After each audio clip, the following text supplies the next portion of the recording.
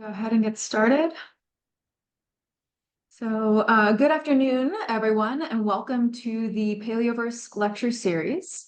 So this lecture series is focused on software development and methodological approaches in paleontology, with the aim of promoting the use of new tools in the field, and to give researchers a platform to showcase their work. So with the series, we hope to shake up the usual type of lecture by having a mixed format with time dedicated to the presentation, demonstration, and discussion of the software method presented. So typically these sessions will run for about 50 minutes in total, and we'll run the series throughout the year on the last Thursday of each month. We have a great lineup for the next few months, as you can see here on the slide, and we're really looking forward to all of these upcoming talks. So if you're interested in presenting a new method or software that you've been developing or implementing, please feel free to reach out, and we can set you up for a future lecture. So before moving on, just a few introductions. So my name is Erin Dillon, and with me today I have Bethany Allen and Will Gertie. So the three of us are on the development team of the Palaeoverse, an organization aiming to bring the paleobiology community together to share resources, reach agreed standards, and improve reproducibility in paleobiological research. If you want to know more about the Palaeoverse, please check out the GitHub page, which I think Will be putting in the chat now, as well as our website. So that's all from me for now. Bethany is now going to give you some helpful tips and instructions for the webinar, followed by Will, who will introduce our speaker. So thanks very much, and please enjoy the lecture, and over to you, Bethany. Yes, thank you, Erin. So as Erin mentioned, the format of this seminar will consist of a talk by our speaker, followed by 10 to 15 minutes at the end that's dedicated to questions and answers and discussion. My fellow hosts and I will help field your questions and moderate this discussion. Please note that this seminar will be recorded and will be made available on the Palaeoverse YouTube channel. However, we will stop the recording before the question and answer period in case you'd prefer not to be recorded. Before we get started, I'd like to quickly point out a couple of useful Zoom controls at the bottom of your screen. So there's the Q&A button. You can use this to submit questions to our speaker. During the Q&A session, we'll either read out your question or invite you to turn on your microphone if you'd like to ask the speaker directly. There's a raise hand button, so you can use this and we'll call on you and invite you to turn on your microphone to ask your question. There's also a chat. Currently, you can only chat with the hosts in case of technical difficulties, but we'll allow you to chat with other attendees during the Q&A period. And there's also closed captions that you can turn on and view the transcript at any time. So finally, I'd like to highlight a couple of ground rules. So our aim is to cultivate an open, respectful, and inclusive environment during this lecture series where we can learn from each other. With this in mind, we ask that you please be respectful and kind when engaging with the speaker and fellow attendees, particularly when asking questions and interacting with others in the chat. Any form of harassment or inappropriate behavior will be grounds for removal from the webinar platform. For more information, please refer to the Palaeoverse Code of Conduct, which can be found on our website, and we're also posting a link in the chat now. And with that, I'll pass over to Will to introduce today's speaker.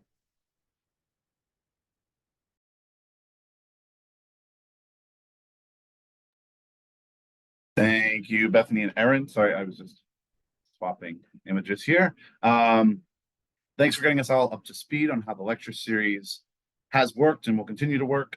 Today, I have the great honor of introducing Dr. April Wright. April is an evolutionary biologist and paleobiologist at Southeastern Louisiana University, where she is the Dyson Associate Professor of Biological Sciences and Assistant Dean of the College of Science and Technology. She leads a research group focused on studying evolution in a phylogenetic context. Broadly, the Wright Lab is interested in statistical phylogenetics, particularly in the integration of molecular and morphological information to answer evolutionary questions.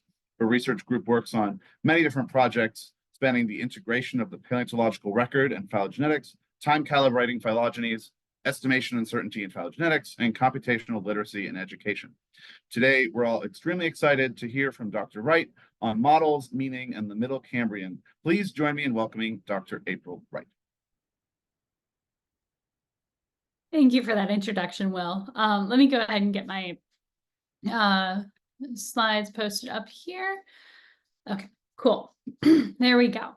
All right. So as Will said in his introduction, my name is April Wright. I am an associate professor at Southeastern Louisiana University, and I'm always struggling with how to describe myself. I did a very classic kind of molecular phylogenetics PhD, phylogenetic methods, but against my major professor's wishes, I worked a lot more on the fossil record than he might have preferred, particularly with estimating Bayesian phylogenies from morphological data, and I've continued on that track. So broadly, I would say that my lab works on applications of statistical phylogenetics, so in the most part Bayesian phylogenetics, to the fossil record. And so I just want to orient you a little bit for those of you, whoops, sorry, I have somehow managed to make my screen be very different than it was. There we go, that's better. When I first started doing my, sorry, one moment, I am going to redo my screen a little bit because I have managed to click something that made things be weird. And right now it looks like my slides are not advancing, so I'm going to restart my screen share. Sounds good. Thanks, April. There we go. That's better. That's what we should be seeing. Cool. So right now we see your full layout. Oh, do you? Yeah. Okay, so that is not what we want. What we want is this specific keynote. Perfect. Now we're seeing just the keynote, right? We see like the whole keynote, not just the slides. Okay. That's fine. Well, I'm about to hit. Oh, There okay. we go. Now we see just the keynote. Perfect. Okay, good. So the little viewer that's on here, it can be finicky when you have a big keynote and small rest of the things, right? Okay. So let's talk about divergence time estimation for a moment. So the way we do divergence time estimation, particularly incorporating phylogenies, or particularly including fossils, has changed a lot in the last decade. On this screen, under panel A, what you see is a non-time calibrated phylogenetic tree. And so here we have, per kind of normal Bayesian phylogenetics, a number of, branches that are in the number of expected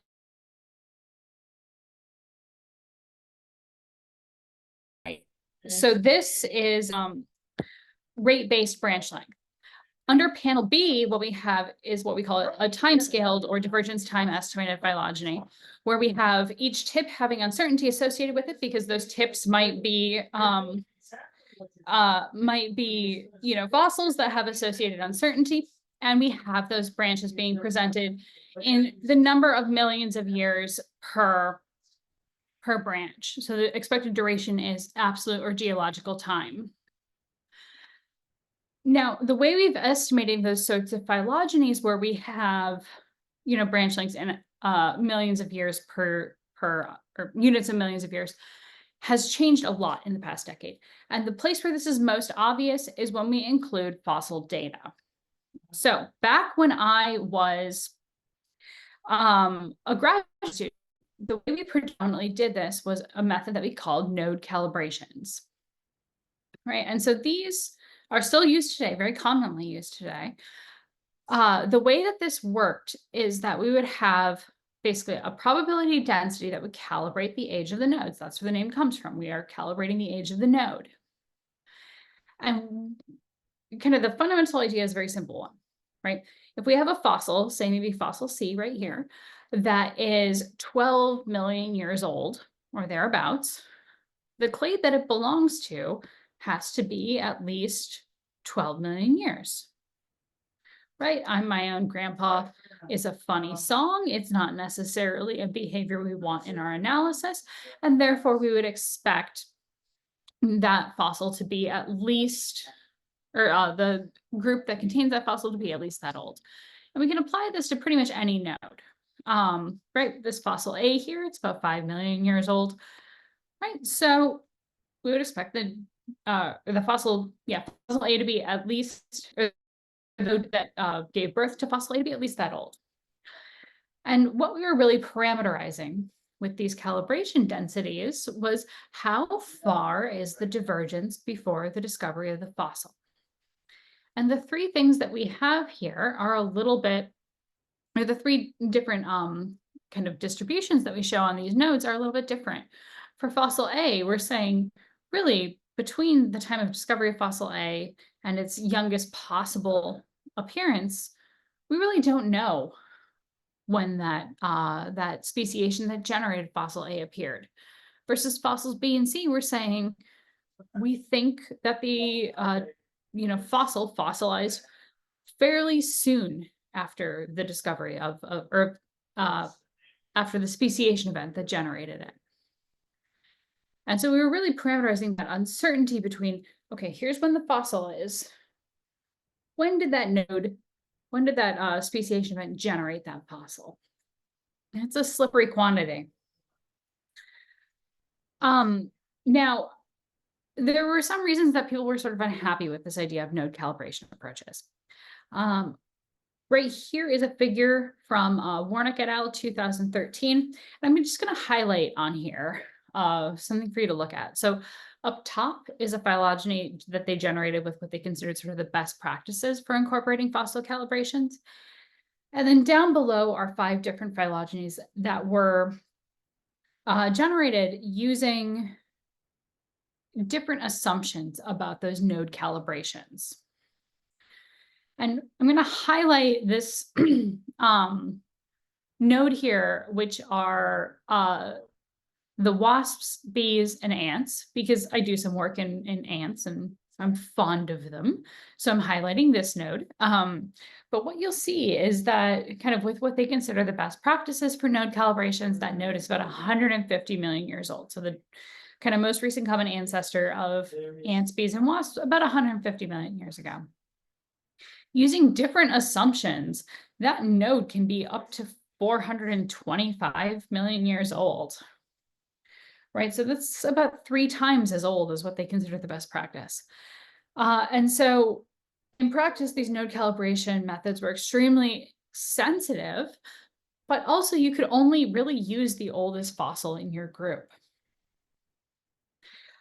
Some other reasons that paleobiologists were not thrilled with these sorts of methods is that they ignore character information. So you're not analytically placing your fossil on the tree, and that this last one, no cohesive underlying model, is the reason why the math nerds like me were unhappy with it, because it means that you cannot simulate data sets under a cohesive process and look at things like model misspecification or assumption violations with models. And so there were lots of reasons why people were not super happy with this approach. When I was a graduate student, something emerged that was called tip dating. And this is named for the incorporation of fossils as tips, including, but not necessarily, including the inference of their phylogenetic position. So the idea here is that you would have some fossil and would have age information associated with it, and you would place that fossil on the tree, either via constraint or via methodological placement with like the MK model or something like that. And you would use that information in dating the tree as well. Now, the kind of dominant way that we see this happening today is using the fossilized birth-death model. I'm just going to walk you through this. So this model includes an origin time, the time at which the process of speciation leading to your extant tree, began, the speciation rate, the rate at which lineages have been added to your clade of interest, the extinction rate, the rate at which lineages have been removed from your clade of interest, the fossil sampling rate, the rate at which fossils or fossilized lineages are added to the tree, and the extant sampling probability. That is the proportion of things that you have sampled in the present. You will notice on this tree that we have things in circles and things in squares. Circles are assumed to be things that you will estimate in your model.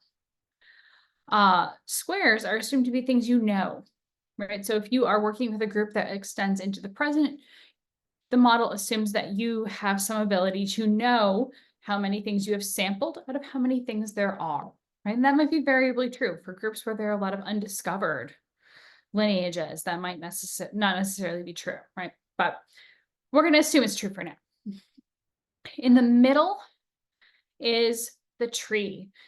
So all of these lines are pointing to the tree, but the fossilized birth death assumes that your phylogeny, your tree, is made from this sampling process where we have a start time, a speciation rate, an extinction rate, and a rate at which fossil lineages are recovered. Something that I think is especially attractive to paleontologists about this model is that we can reparameterize it. So you can see here now extinction rate is in a dashed line. That indicates that it is what we call stochastic node or a value transform. So in this case, we've reparameterized the models that we're estimating speciation and we are estimating turnover, right? So the ratio of speciation to extinction events. And then from that, we're transforming the extinction rate. And that's sort of attractive because we've all sort of been maybe party to or on the sidelines of the debate about whether or not we can estimate extinctions from phylogenies. And under this method, we don't necessarily have to be directly estimating the speciation rate, or the extinction rate. So that's a nice property here. Now, different parameterizations of the model will imply different tree shapes, right? So if we only have speciation, everybody makes it to the present, there's no extinction. I don't know what clade this is, but that's what we're assuming. We can estimate that tree pretty well. If we have extinction, but we don't have any fossils, we get a much more incomplete tree. And what I really want to call attention to is that down on the bottom, you'll see that there are 2 degree nodes or nodes that are lying on the branch. Yeah. That is what we call a sampled ancestor as described by Foote. And he describes this across a bunch of papers, but I've cited Foote 1996 because I think that's the most succinct sort of discussion of sampled ancestors. The idea here is that you might have an ancestor where you've also sampled some of its descendants. Something that's really important for someone like me is that we can simulate under this model and we can ask questions about model assumptions and model assumption violations. So the fossilized birth death is how my lab does most of its work on incorporating fossils in phylogeny. And this is a figure from Warnock and Wright 2020. It'd be Wright and Warnock. I have never gotten the citation of our paper correct on the first try. We called this kind of the tripartite model for the reason being that we have a substitution model, and this is the character change model. This describes how characters change from, say, 0s to 1s if we have binary data and backwards. Or if we have multi-state data, this might be a multi-state model where we're going from 0 to a larger number through intermediate states. We can also have ordered models here. But basically, this substitution model is describing the process of evolution in our character data. This is where most of our topological information comes from. So most of the information about who is most closely related to whom comes from the substitution model. I'm going to jump over and talk about the tree model. We just talked about the tree model and then the parameters of the tree model. But this is really a model that describes how the tree itself evolved. And this is how we incorporate our fossil information. And then finally, we have our clock model, which describes the rate of evolution across the whole or among branches on our tree. Data are phylogenetic characters, so the characters that you score from your specimens, and your fossil ages. In my lab, we mostly do this via Bayes' theorem, so in Bayesian estimation. I'm not going to get too deep into the weeds of the equation, but the important thing about Bayes' theorem is this allows us to incorporate uncertainty in our model parameters.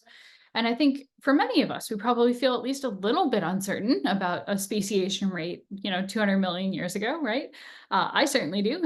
So we want to take a look at how different model parameters might affect our total inference, and Bayesian methods allow us to do that. if we were to plug in our different model components, this is what that equation sounds like. And like I said, I don't want to get too deep into the weeds about Bayesian modeling per se. Rachel did a really nice job on this figure, so I love showing it in every talk that I can. All right, so for those of you who haven't really done this before, you might be thinking, okay, I thought you said this was more coherent. We have this common model of evolution and we can simulate characters under it and all this nice stuff, but how do I know anything about speciation, extinction, or clock rates over millions of years? That's a pretty common reaction that I get, like, oh, well, like, sure, calibration approaches, they're incoherent, whatever. But how do I know anything about that? And so I'm going to tell you about a study that we did in a group of extremely temporally restricted Cambrian echinoderms called the synktons. If you're not familiar with synktons, and I certainly was not before I started this study, they look like this. It's sort of a first pancake off the griddle, tennis racket kind of appearance. These are small marine organisms, and they have a fairly good amount of characters. So we have 60-ish characters and 27 taxa. Now, the nice thing is people have been studying these for a while.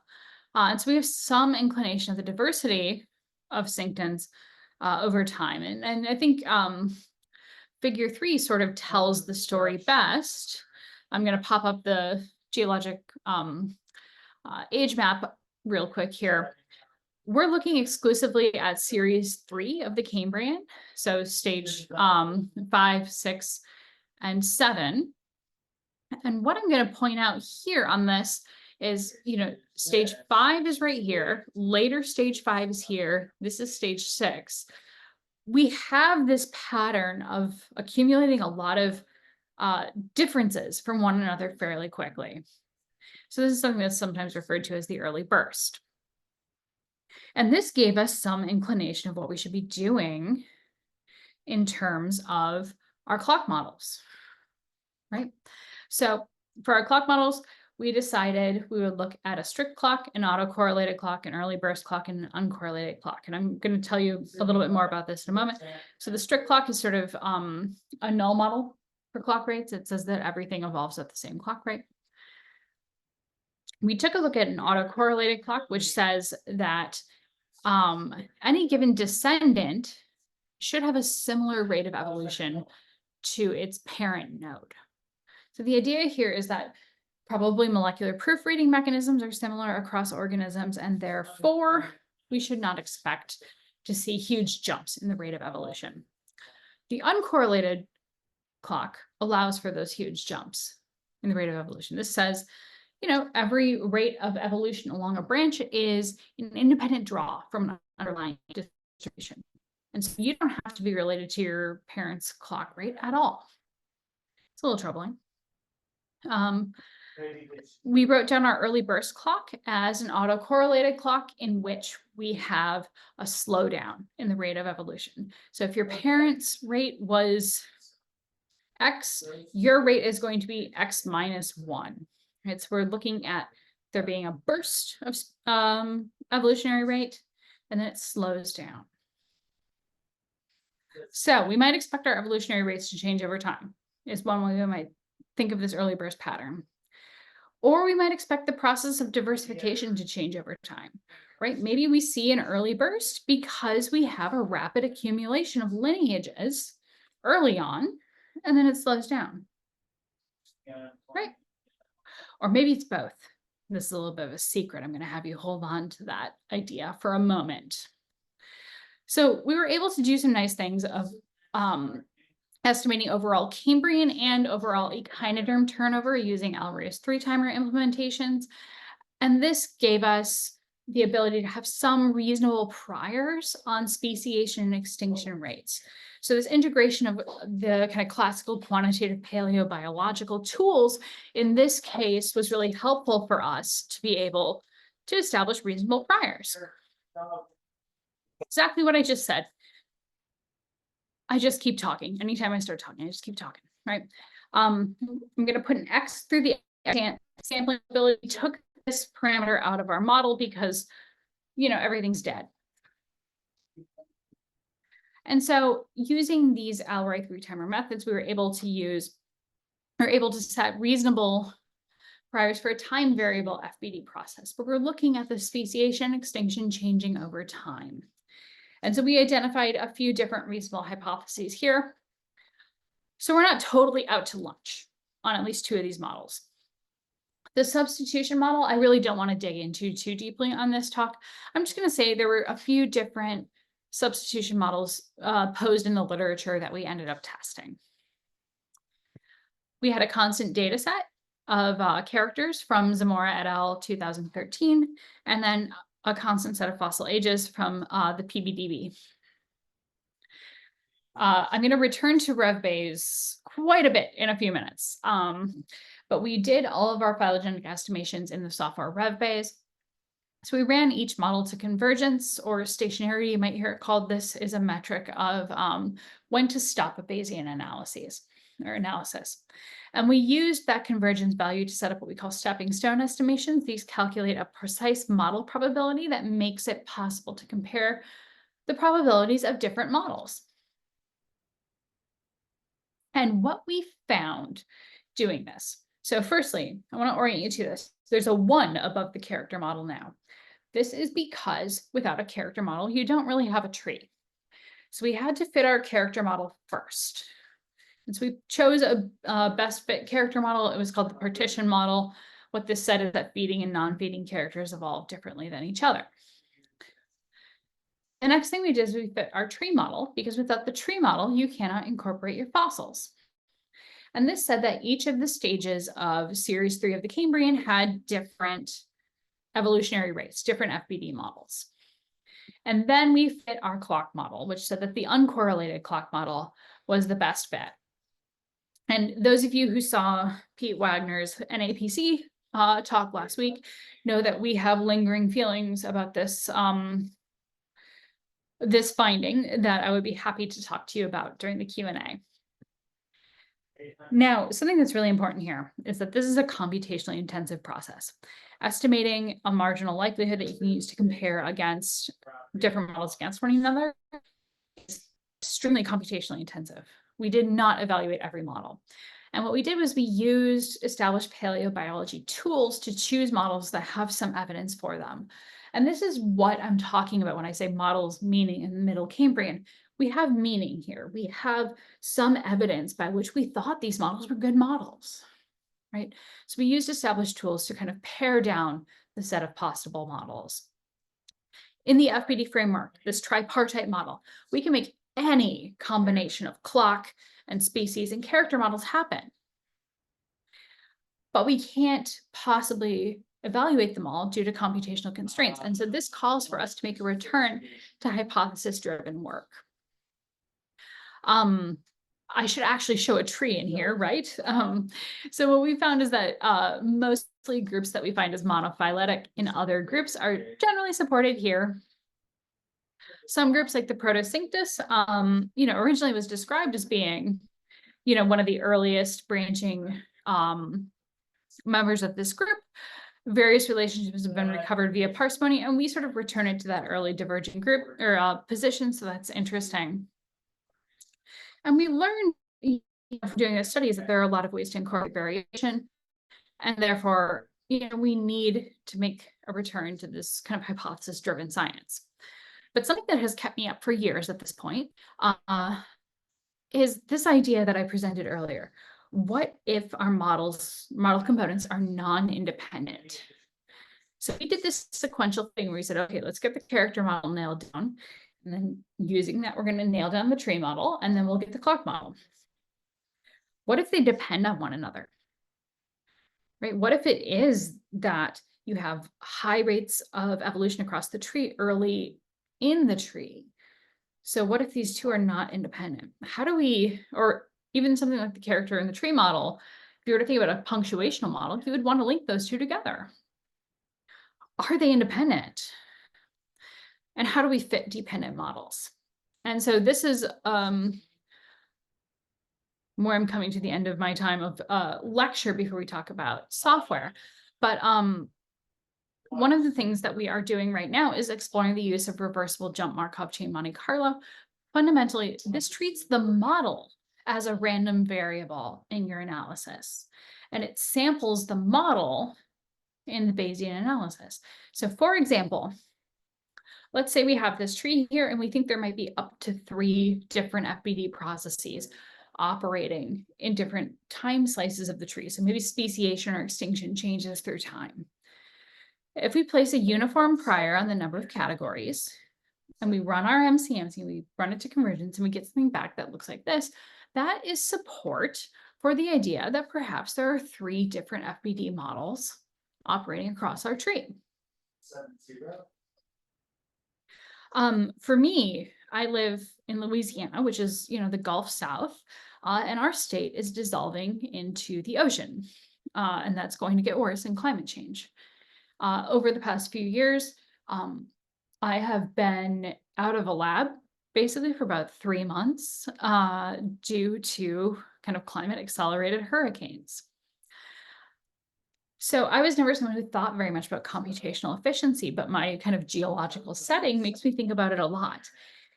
RJMCMC holds a lot of promises for model selection because it's vastly more kind of computationally efficient. Right, and so my lab has been playing with this idea quite a bit. We just published our first paper, and I forgot to update this with the preprint address. But we've played with this a little bit for so far choosing a sequence model. If you're familiar with the idea of among character rate variation, this is a parameter in a lot of phylogenetic analyses by which you can choose how much you think rates vary across evolutionary rates vary across your characters. And so when we did this paper, we found an extremely clear separation where some data sets really liked there to be among character rate variation. Some data sets really did not. Beautiful result when you're looking to do a proof of concept. The reality is that for many of our data sets, when it comes to choosing a macroevolutionary model with the fossilized birth death, each of these red lines indicates a different level of statistical significance in a Bayesian context. What we find sometimes when we do these Bayesian models is that, or these macroevolutionary models, is that we never actually support any particular model as being the best fit model. That's a little troubling, but the results that you get at the end of this are averaged among models. And there's a beautiful quote from John Holzenbeck from 2004 when he first proposed using this for phylogenetic models. The inference of phylogeny would not depend on any specific model, but would be integrated over the uncertainty in the model parameters. And I think this is a really hopeful idea, right? Because we can argue about models all day long. This model's right, this model's right, whatever. But by use of these sort of reversible jump methods, we can actually free ourselves from being constrained by the assumptions of any one particular model. And that's a big idea to get your head around. I mentioned that, the way that we did our model selection in a previous paper, it kept me up at night for years. This is keeping me up at night now because it turns on its head a lot of the things that I've always traditionally held to be true about model selection. So I'm going to leave you with that. And I'm going to hope that you sleep better than I do, but secretly I hope you don't. And I hope that you think about that a lot. So for right now, I'm going to go ahead and talk a little bit about the software that I used to do this analysis. We're going to switch over to RStudio in a minute here. I'm going to have some links up here. I didn't necessarily intend this to be an active, like a interactive, there we go, tutorial. But you will have all of the pieces that you need to complete everything that I'm going to show you. So RevBayes, this is the logo for it. That is the Reverend Thomas Bayes, who first came up with Bayes' theorem. This is a large open source phylogenetic software. It implements an R-like code language, but it's written in C++. So, those of you who might be familiar with using R, you can use it to a certain point of computational efficiency. No one has ever implemented a phylogenetic estimator other than parsimony in R because it's not a super efficient language. So when we do a lot of these deep inferential things, we still need to write in C++. And so RevBayes is a C++ software. You can interact with it via command line executable. Scripts executed in that command line executable, so you can write your script in a text editor and you can execute it. We also have faces for RStudio and the Jupyter Notebook. So Jupyter Notebook being a Pythonic interface. And there's a real R ecosystem developing for working with RevBase. So RevGadgets, for example, is a piece of, or is an R package for taking RevBase outputs and making graphical displays, right? So annotating trees with rates of evolution, putting on your ancestral state, things like this. Revticulate, which is developed by my lab, is for interacting with RevBase via Markdown documents.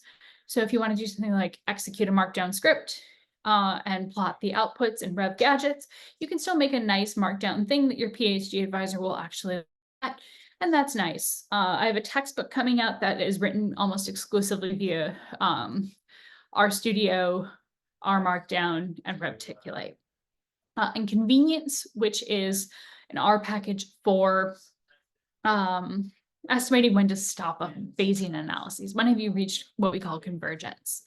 So I'm just going to put this up here for a moment, is the links, and then I am going to move my screen share over to an RStudio window so that we can take a look at that together.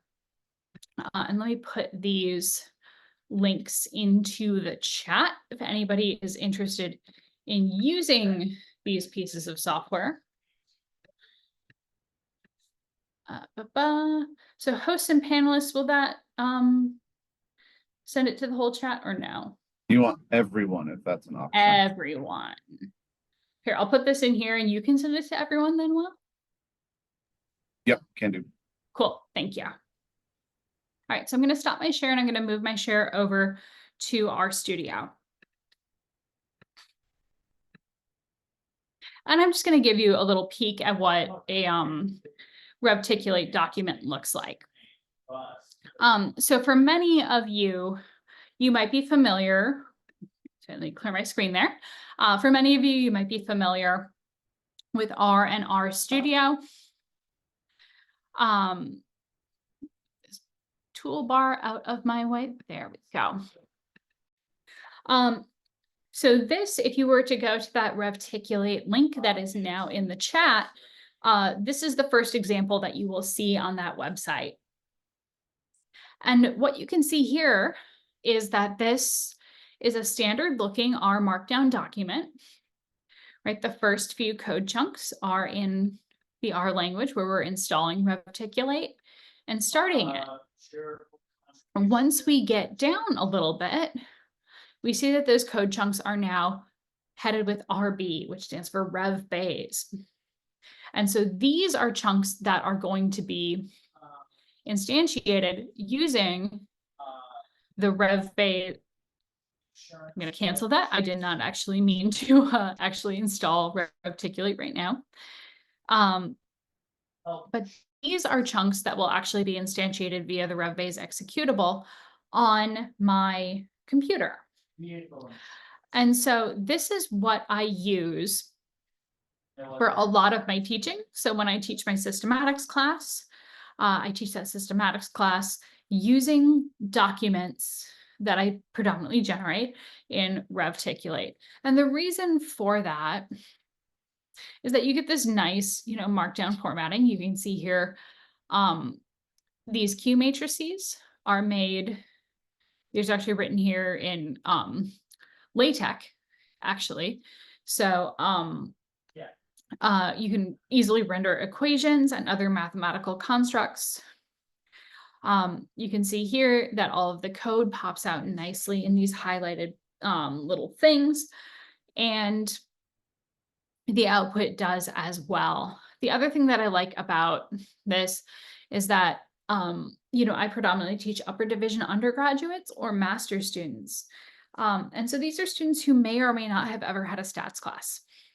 And so one of the things that I frequently want to do is switch between RevBase for phylogenetic outputs and phylogenetic considerations and R, because I want them to develop an intuition, I guess, for different statistical distributions. So you can see here I've drawn from an exponential distribution and then plotted that so the students can get a sense for what we're doing when we, put an exponential prior on a particular parameter.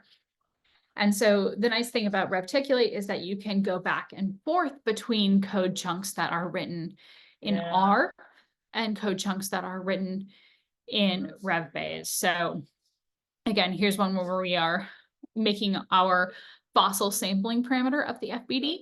And then in the next code chunk, we're simulating under an exponential distribution to give students a sense for, what that exponential distribution that we just made on our extinction rate or fossil sampling rate, is going to actually mean. And so this is a very useful tool, I think, for me. Here's the thing. As a developer, I get tons of emails about this particular piece of software. And I'm going to tell you something right here. And I need to fix this on the website for me to remember here. This text right here, RB equals absolute path to RevBase. The curly braces should not be there on Macintosh. So it'll just be your path to RevBase. I've gotten 3 or 4 emails about that in the past week. I need to fix it. I know I need to fix it. I have it written down on this piece of paper in front of me that I need to fix it in the tutorial. But there it is, straight from the developer's mouth.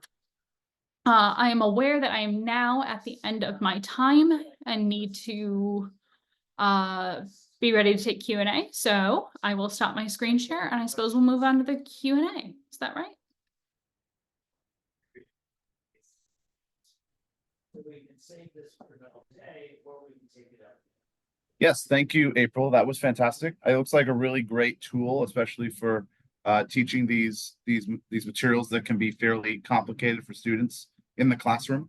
And so, yes, if you have any questions, we'll now take those